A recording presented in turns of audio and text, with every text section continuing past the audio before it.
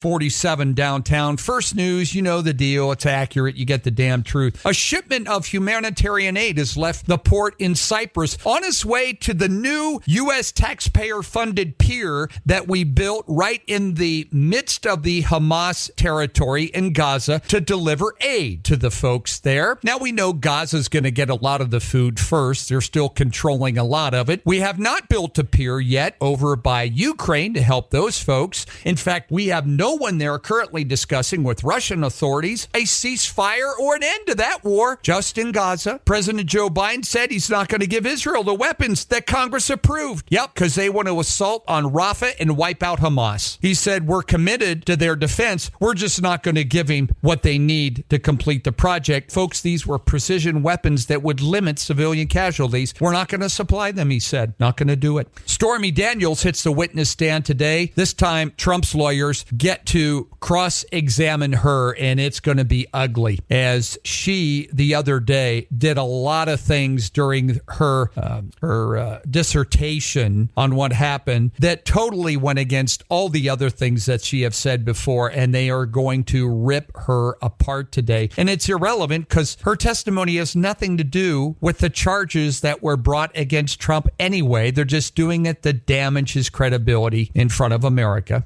Republican Representative Marjorie Taylor Greene tried and failed to get rid of Speaker Mike Johnson yesterday, a resounding rejection by both Democrats and Republicans. Colleagues booed in protest. Steve Scalise quickly countered by calling for a vote on her motion. 359 to 43 to keep Johnson in his job. Even Democrats voted to keep him there. Severe storms again hit the U.S., spawning damaging tornadoes, hail, killed 2 people in Tennessee and North Carolina. Could march into the South sometime today. The plains to the Midwest are in line for more severe storms like they get every year at this time. By the way, the Houthi rebels, 2 more missile attacks on ships in the Gulf of Aden caused no damage. An advisor to Iran's supreme leader threatened that Tehran is going to build a nuclear weapon now and choose to pursue atomic armaments. Iran, your guy that you voted for, folks, keeps funneling billions and billions of dollars into Iran. Iran gives $700 million a year to the Houthi rebels. $700 million. You're paying for the death of our own sailors and servicemen over there in attacks on our ships. You voted for him. You put him in there. Iran, the head of the snake, and yet we do nothing. And yet we're not going to let Israel have weapons to defend themselves, but we're giving Iran the capability to build nukes and use them against us. Does that piss you people off like it does me? It should. Russia wrapped theirself in patriotic pageantry yesterday for their Victory Day. They celebrate their defeat over Nazi Germany. Putin is turned into a pillar of his quarter century in power, justifying his military action in the Ukraine yesterday. Even though few veterans of what Russia calls the Great Patriotic War are still alive 75 years after they defeated Nazism in Germany. Now we're fighting it on our own college campuses. The rate of guns stolen from cars in the United States has tripled over the last decade, making it the largest source of where stolen guns are found now in the country, according to FBI data. The rate of stolen guns from cars climbed nearly every year, spiked during COVID. Findings in a report provided by the FBI in 337 cities and 44 states.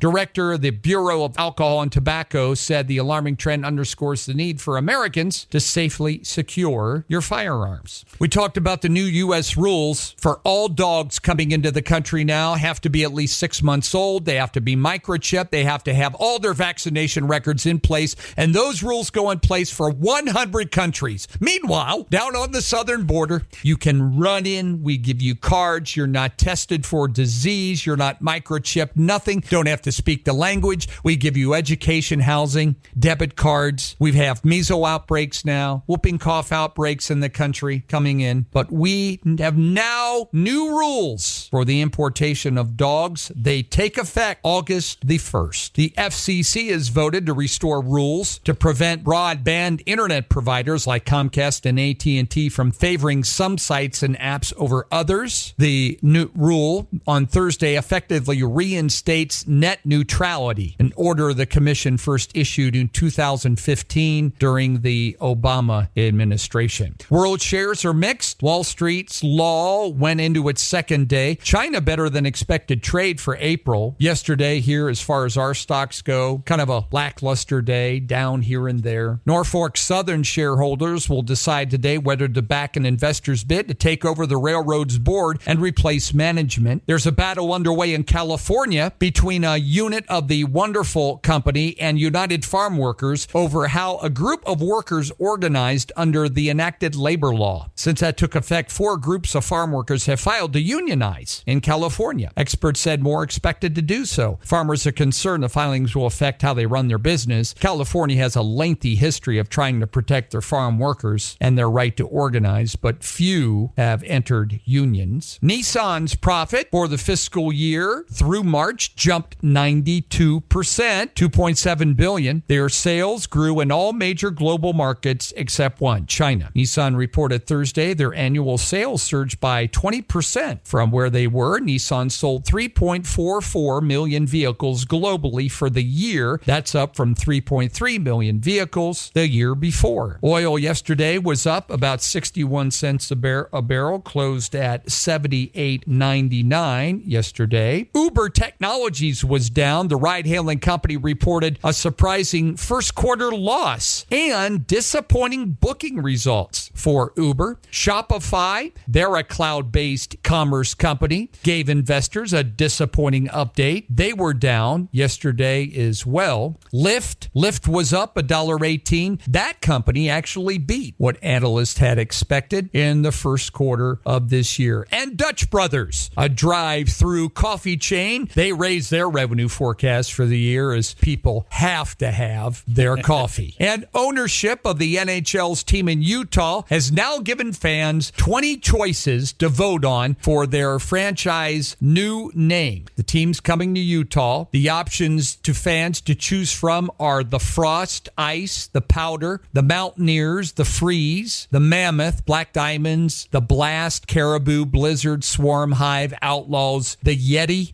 the Fury, the Glaciers, the Canyons, the Venom. And they bought the Arizona Coyotes from former owner Alexandra Murillo and moved that team to Salt Lake City. So they got to come up with the name, and the fans are going to get to vote on it. 20 choices. They'll probably have a larger turnout for that one than we did our safety levy, because that's important to people, the new hockey team. In sports, you ever watch a basketball game and say, oh man, the ref missed that call? Well, the Pacers are kind of feeling that way, and they felt in the game 1 loss to New York that there were 29 calls that were called wrong. Yeah. But they said, we're not going to send those into the league. Well, they had game 2, and now there's 49 more, so they are sending 78 calls into the league to say, your guys are missing it, we're getting screwed here because we're playing a large market team.